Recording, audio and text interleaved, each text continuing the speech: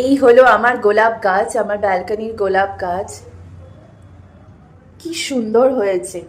কিন্তু এটা এরকম প্রথমে একদমই ছিল না। এটা স্টোরিটা আমি বলছি। এটা প্রথমে যখন আনা হয়েছিল তখন এই একটা ডাল ছিল আর এখানে একটা ফুল মাত্র ছিল, আর কোথাও কিচ্ছু ছিল না। এটার কন্ডিশন যত দিন গেছে ওই একটা ফুলও ঝরে গেছে, আর তারপরে গাছটা শুকিয়ে যাচ্ছিল। এই যে আরো কয়েকটা আরো কয়েকটা কড়ি এসেছে যেটা থেকে ফুল বেরোবে। কিন্তু এটা পুরো ঝাড় হয়ে গেছিল। আর এটার সাথে আমি এই টপটাও এনেছিলাম পছন্দ করে।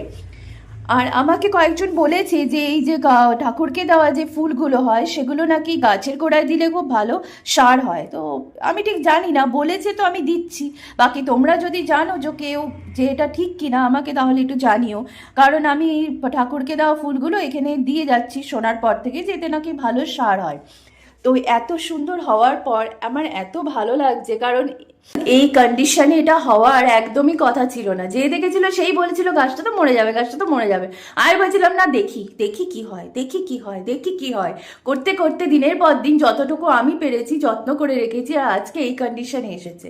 তো আমার তো খুবই ভালো লাগছে, এতটাই আনন্দ হচ্ছে যে তাই তোমাদের সাথেও শেয়ার করলাম। যে কোনো কিছুতেই প্রথমে না হোপলেস হওয়াটা ঠিক না।